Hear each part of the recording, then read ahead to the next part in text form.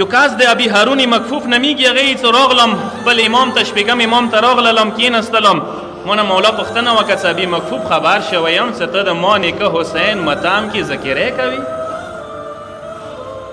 ته د ما نیکه حسین متام کې ذکرې کوي، ته ذاکر د حسین یې، ته د اشعار الویلي. ما ورته وویل چې مولا ما ته دي چې ابي مکفوف داسې وکړه مغه طرز کې مغه انداز کې مغې طریقې سره چې کوم خپلې قبیلې کې الویلي مغې طریقې سره ما ته ذکرې وکړه. مقصد یې څه مولا ته هېڅ ونه شرمېږي چې دلته امام صادق ناست دی، ما نه وشرمېږي، طرز بدل کړي، انداز بدل کړي، مغه ساده طریقه، مغه لهجه، مغه انداز، کوم انداز کې ته خپلې قبیلې کې خپل کلي وطن ولس کې خلکو ته د امام نیکه حسین متام کوي ذکرې کوي، مغه شی ذکرې لږه ما ته وکړه، ما شی ذکرې لږه ما ته وکړه. هغه دې څه پاڅېدم اشعار مو ولویستل، ذکرې مو وکړه، مرثیه مو ولویسته، ومو لیدو امام کلاکه کلاکه وژړېده. شپږم امام کلاکه کلاکه وژړېدو، سترګې مو غړولې، اوښکې کار ته مبارکې ګیرې باندې ونې روانې دي.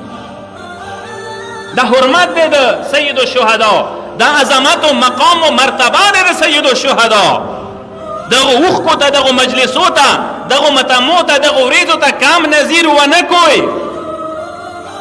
دا براخه دی، دا براخه هر چا ته نه نصیبېږي. دی براخی ته ضروری نه است واسه ډیګری در سره وي، تعلیم یافته وي، دولتمند وي، نمې جمې والا وي.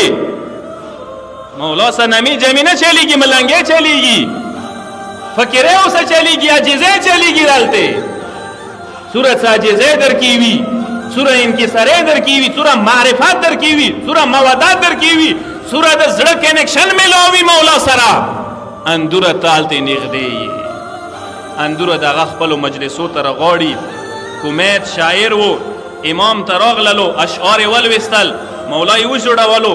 مولا ورته وروسته جمله دا ادا کړه: اللهم اغفر لی کمیت ما قدم و اخر و ما سر و اعلن وعتی حتی یرضا. مولا دې یې څه خدایا کمیت دا ذاکر د حسین ته وبخښې، ایدی گذشته گناهان، آینده گناهان، پټې گناهان، څرګندې گناهان، خدایا دوره ویر کړي چې دا راضي شي. دا د ذاکر مقام چی شي واجب نه دی؟ ذاکر حسین مرتبه چی شي واجب نه دی؟ ذکر حسین واجب نه دی. باشه دا ذکر قیمتی دی، دا وینا قیمتی دی، دا نمی قیمتی دی، دا مجلسونه قیمتی دی. ځکه د دغه مجلسو دور عظمت دی، دی ذاکرې دور عظمت دی.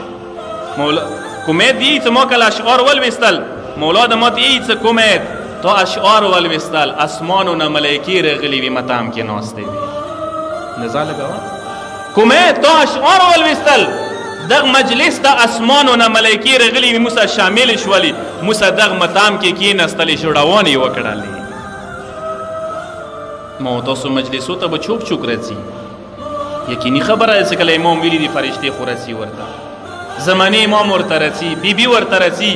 نو کم از کم دلته چې کله مجلس کې ورمنه ناسته دی، امامان ورکی حاضر دی، سجاد مولا ورکی خدمت کئی، فرشتے ورکی موجودی دی، نو داغا نستائیں پسیدائیں آداب و حرمت پکار دے فارق وکی ماوتاسو پکار دے دیشی دیر زیاد خیال وسطو کہ مجلس احترام زو نکم تی ونکی بیا بی چوک کوي.